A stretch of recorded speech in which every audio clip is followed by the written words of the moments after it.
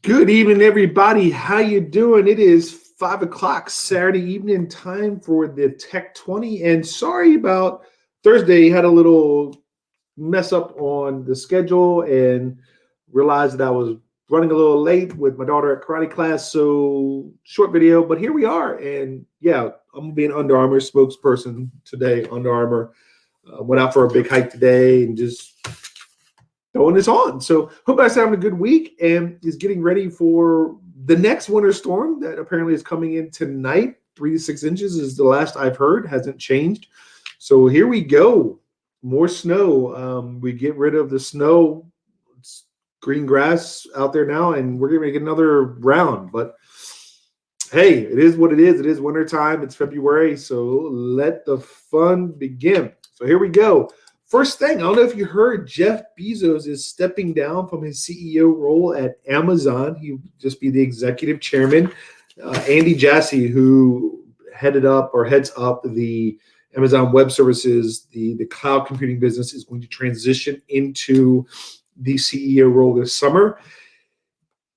Not necessarily a surprise. We've seen other high-powered tech executives, Bill Gates, to name one, kind of shifting away from their day-to-day operations in the companies that they started and founded and grew. And this comes on the heels of Tuesday's announcement that Amazon reported fourth quarter sales that topped $100 billion for the first time. So that's a lot of money in a quarter, $100 billion. And just background on Jassy, the cloud computing business launched in 2006. It was led by Jassy at that time, and it's grown. Basically, Amazon Web Services renting out infrastructure to other tech companies, and it claim about 45% of the global public cloud services market, which is huge considering Microsoft is the next closest at 18%. So pretty massive. And AWS is a $51 billion annual business for Amazon. So it's a big, huge part of Amazon. And no surprise that Jassy's going to be taking on this role or kind of stepping in. He's always been seen as the heir apparent. So kudos to him and good luck to him leading a multi-billion dollar, trillion-dollar company, which, by the way, HQ2 Virginia has released some images, renderings. It's going to be the second headquarters is going to have a structure inspired by the shape of a double helix, which, if you know anything about that, is the structure of DNA. Based in Arlington, 2.8 million square feet of office space spread across 3 22-story buildings. At the center of that will be the helix, which will feature 2 walkable paths of landscape terrain that spiral up the outside of the building. It will also include multiple alternative work environments for employees, along with plant life native to the region. And it will be just like its headquarters in Seattle. It will be open to the public for tours several weekends a month, COVID notwithstanding. And the building will be part of a 2.8-acre space, which will feature an amphitheater, retail pavilions, restaurants, and even a dog run. And yes, construction has started. It started in January. And let the fun begin. HQ2 double helix spiral coming your way, Arlington.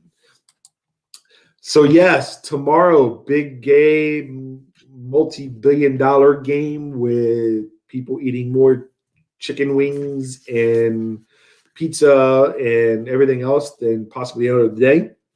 So final update, Vizio P-Series Quantum.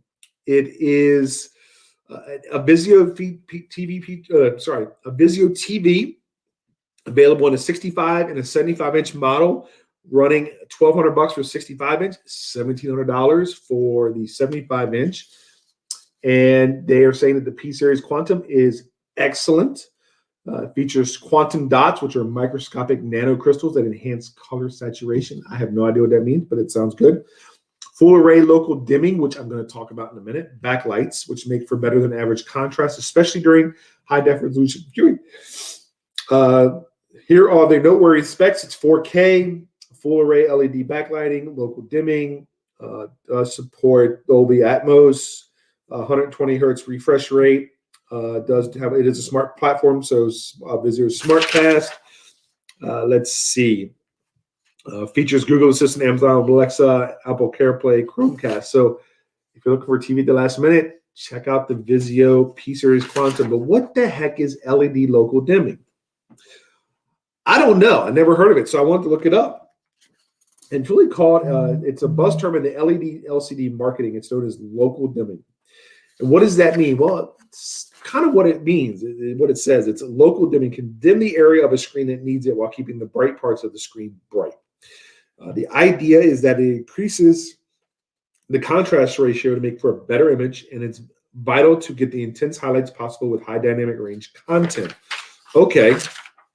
What does that mean? Well, LED LCD TVs don't have the contrast ratio potential of the OLEDs or plasmas before they kind of went through the way of the dodo. So the images don't have quite the depth or the three-dimensionality that's there with other technologies. So what it does is LEDs, literally, if it's in its different levels, there's full array, there's local area, but full array is kind of the full Monty. It's where you have the array of LEDs behind the LCD panel that all point out through the front towards your eyeballs. And this is where you're really going to get the best images you can get with an LCD. It's more expensive in terms of the TVs, but it does come at the expense of size and cost. And what it does is these full arrays, they can dim dark areas but keep the bright areas bright, so you get that really good contrast, really good view of the image itself. And that's really what you want. Then you have edge lit, which is the most common. All LEDs are along the edge. They face the center of the screen. So local dimming is more of a loose term. You also have global dimming or backlight or backlit. The entire image will get darker with dark scenes and stay bright with bright scenes. So what does this mean? Well, it comes down to, don't always necessarily believe the marketing hype. You may get better images. Depending on the technology, maybe not. But that is what LED dimming is it's just a way to create the contrast on your TV, specifically LED LCD TVs, to give you that better contrast, a sharper picture, and hopefully a better viewing experience. So something to think about, but sometimes it's just words on a piece of paper for marketing. Also, Amazon discounts on the M1 powered MacBooks. Let's see, the 256 gig MacBook Pro M1. Is selling on Amazon for $1,200, and the 256 MacBook Air M1 for $929. It's $100 and $70 off the regular prices, respectively. Good. So if you're looking for a MacBook M1 power, check Amazon. It only appears to apply to the 256 gig versions with 8 gigs of memory. And the MacBook Air M1 is limited to the gold color model. But if you're looking for a price break, check out Amazon. And then what about this M1 chip? Why is it so good? Is it really that good? Well, it really is. This is going to probably sound kind of crazy to some people. I don't even know if I understand all of it myself, but the idea is that it's some of the fastest laptop processors that have ever been manufactured. And it's a RISC-based chip, RISC. It uses an ARMS instruction set, which means it has more in common with the chips that are typically found in your smartphones and your tablets than those used in desktops and laptops. The Microsoft Surface Pro uses a custom ARM chip that's designed with Qualcomm. On the face of it, they look very similar. They use what they call 4+4 core design with a mix of high and low power cores. They both have 16 gigs of RAM. They're designed as a system on a chip, blah, blah, blah. Yeah. What does that mean? What Apple has done is they pulled off a feat where it comes to emulation. Their emulator allows you to run pretty much any software that works on an Intel Mac for a slight loss of performance. So it's built in such a way that it just runs better. It runs faster. It uses less power. And so what does that mean? Well, this is, I read an article that's going to be in a series of articles as to how the M1 is just so fast, but this is part of it. It's the emulator, it's the risk-based chip using an ARM instruction set and all that. It's just better. And it's been, so far, it seems to be living up to the hype in benchmarks and tests that have been done with it. So if you're looking for one, like I said, check out on Amazon. They're cheaper, got some prices knocked off. Tax season. Yes, we are now first week of February, getting on to the second week of February, and tax season is coming up. For some tax professionals, they're already in the throes of it. So what are some scams to look out for? Because they will start happening if they already haven't. First off, phishing scams. They're going to look like emails from the IRS or other tax-related organizations. Remember, the IRS will not contact you via email. They're really not going to contact you by phone. Check the grammar, check the spelling. Just know if it's sending you an email from the IRS, it's not the IRS. Be aware of the too good to be true offers, such as promising unbelievable offers, such as guaranteed refunds, free money to complete a survey, or large tax loopholes, among others. It's too good to be true? Probably is. Public Wi-Fi, I've said this before. Don't use public Wi-Fi. Don't do it. Connect to your phone as a hotspot. And if you have to connect to a free Wi-Fi, public Wi-Fi, use a VPN. Use a VPN. Do it. Finally, fourth one, turn on multi-factor authentication. IRS has turned that on now. Two-factor authentication. Use it for all of your stuff. Use it for your banks, for your credit cards. Use it for the things that are important, because two-factor, while it can be beat, it does help. So turn on two-factor authentication. So 4 things to think about for the tax season. Phishing emails from the IRS. Too good to be true. Public Wi-Fi. Multi-factor. There you go. You heard it from me. Healthcare security, by the way, has taken a massive hit when it's in COVID. Hackers are increasing their attempts to get into healthcare companies. Great Plains Health, I was reading, they said they normally block around 10,000 attempts to access its servers daily.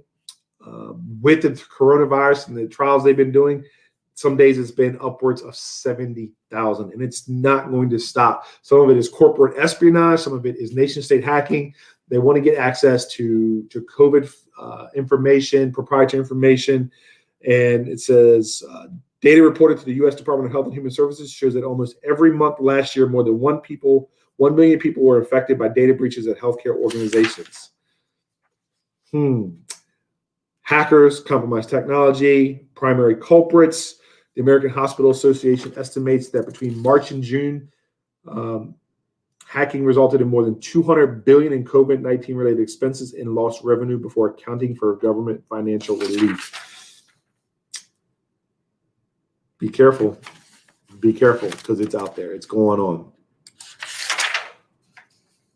on. Just so you know, Instagram has now launched a new feature to help protect your post history in case you get hacked. It's adding a new recently deleted feature, which adds an extra step before a post can be permanently removed from your account, similar to the recently deleted folder in the Photos app on iOS. Delete a post and it will appear in a separate section of your profile for 30 days. They're not viewable to anyone else, but they remain visible to the account owner in case you have second thoughts.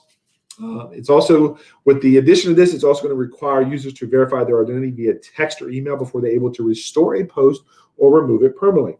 It's basically a form of two-factor authentication. It's just designed to help you protect your account. And finally, last but not least, it was an article, but it wasn't an article. It was actually a video. A woman in Kenya has started a business where she is actually, and I'm looking at it real quick. She created a business where she's making building blocks out of recycled plastic waste. And it's actually up to 7 times stronger than concrete. Now, I didn't watch the video. I'd like to look at it a little bit more, but this is really cool. Just an example of someone who took something that was around her were plastics that was probably being thrown away and not being recycled, and has found a way to utilize it for good and something that can be used in building materials that is strong. So check it out. I'll have a link to the post in the comments, and check her out and see if maybe there's a way we can help this person out, or even maybe a way to do that here. So really cool story. Kenyan woman making building blocks from recycled plastic. So what do you want to know about? I know it's the end of the week. We're getting ready for snow. I'm going to have the next Tech 20 on Monday at 5 p.m. if nothing changes. So if you have something you want to know about, put in the comments, message me, let me know. Would love to talk about it. And thanks for watching. Stay safe. If we do get the snow, stay off the road, stay safe, stay inside, watch the Super Bowl, order your chicken wings, order your boneless wings, order your pizza, and stay at home. Don't party, get COVID spreading around. Let's try to get past this so we can actually get back to normal. And I appreciate everybody for watching, and I will see you on Monday at 5 p.m. for the next Tech 20. Take care. Have a great weekend.